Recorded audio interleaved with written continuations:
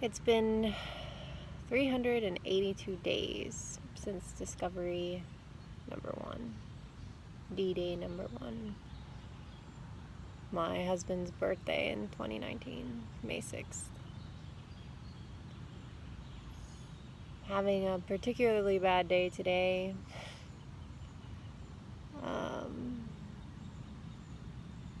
I think mostly the Saturday after I discovered the affair. One of my amazing best friends invited me to her in-laws' house for a birthday celebration so I wouldn't be alone. Couldn't be there. Couldn't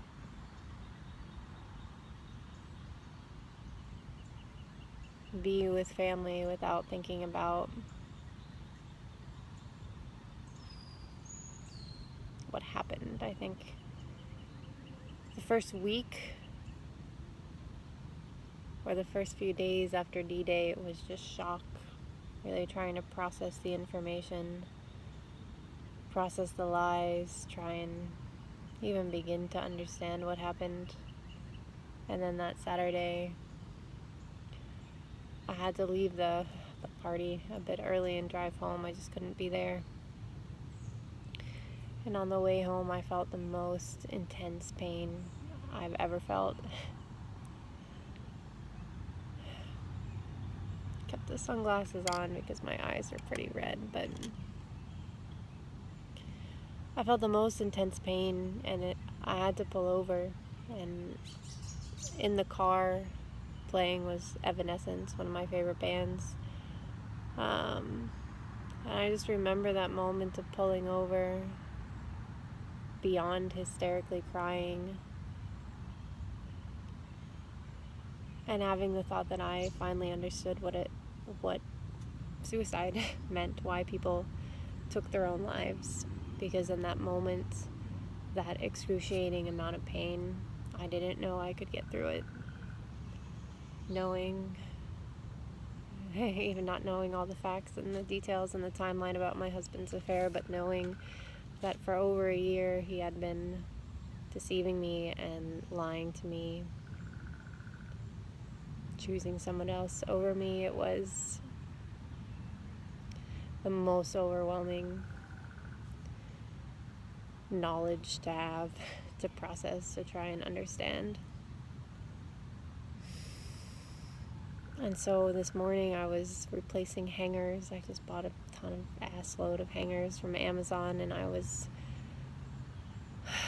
hanging up clothes, and the song My Immortal came on, my Pandora, and it just brought me back to that place I was.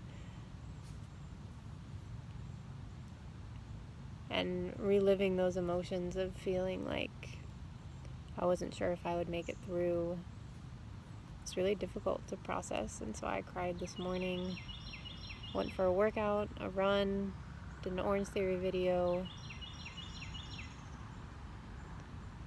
But those feelings of hurt and sadness and pain, rejection, unworthiness, betrayal, they don't just go away. You can't put them in your pocket and pretend they're not there. They are there.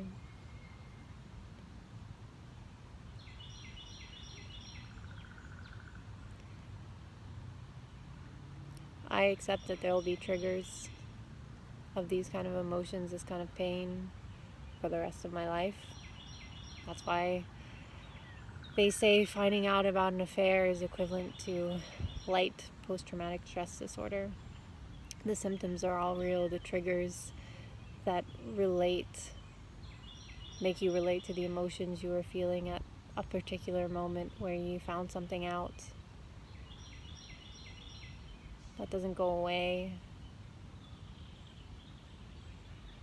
And even now, 382 days later, when my husband and I have reconciled and gone to therapy and are working through these kind of moments, these kind of days, it doesn't hurt any less. And it's I guess, a bit easier to process now that I've been going to therapy for well over a year now. I guess a year and a month.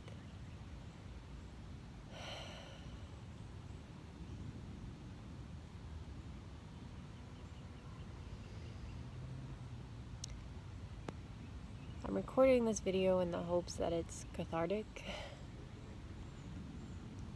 documenting my pain, because the pain I feel is the exact same pain that I think everyone who's experienced infidelity feels. I can't speak for those who had the affair, but I can speak for the person on the other side of the affair. I didn't know what to do when I first found out. I was in shock. I would say the first 48 hours, just completely in shock. I actually ran into the affair partner the following day because she was a coworker of mine. A coworker I actually managed during her first internship at our company. Someone I knew, someone whose boyfriend I knew, someone I worked to help coach and develop, give feedback to, someone I never would have expected would have been fucking my husband. Nor I would have expected his behavior either, of course, but you can't beat yourself up for trusting your spouse. That's what you're supposed to do.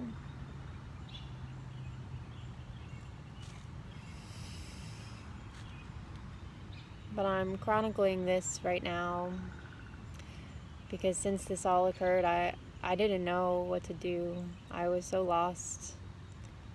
Continue to feel lost. And there are podcasts that saved my life. Therapy saved my life. My friends saved my life. Ultimately getting the support of my husband, being willing to go to therapy and answer my questions and provide some clarity into something that just seems so inexplicable. But I had thought periodically over the last 382 years that I want to help every person that's in the position that I was in last year and maybe in again. I want to give them the tools and the motivation to say that from an affair, you can achieve growth. You will pull through it. You will be better. You will have really bad days and you will have really good days. But you can use this experience to bolster a completely new you.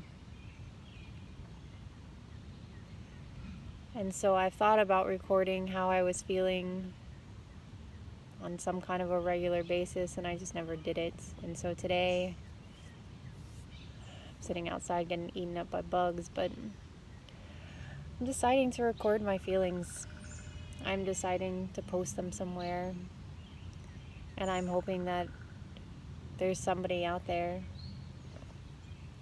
I'm not hoping that there's someone out there that's been cheated on, but I'm hoping that if there's someone out there that's been cheated on, they can come here and they can hear how I felt and what I did and how difficult it was, but how thankful I am, to be honest, that the experience happened, because I was a passenger in my own life, and the affair really woke me up to make significant life changes. And for that, I'll always be grateful. I don't recommend an affair, as Esther Perel would say, a leading psychotherapist on infidelity, who also has helped save me and get me through this experience. But it can jumpstart your life into something different. And while today I feel like I'm back in the same place I was over a year ago, it's okay. It's okay, because I'm human and I'm fragile and I'm hurt. And healing from infidelity is a long road. And I'm on the right path, I know that. But it's helpful to acknowledge where I'm at and how I feel and say it's okay. It's okay that I just spent the last 40 minutes crying in the bathroom before I decided I need to take a walk, get out of the house, clear my head. It's okay that I experience triggers that result in traumatic episodes. And you will be okay too. You will get through this, and you will make it out on the other side a different person, a more enlightened person. So for anyone out there that's struggling with the aftermath of infidelity or even the speculation that it's occurring, you will be fine.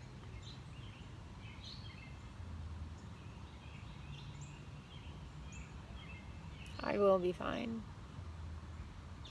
I will be fine. After I first found out, there are 3 sentences that I used to repeat over and over and over, sometimes for hours a day. And I haven't had to say them in a while, but I'll end it on this note. I will be stronger after this. I will be happier after this. I will be better after this. I will be stronger after this. I will be happier after this. I will be better after this. Now back to my Saturday.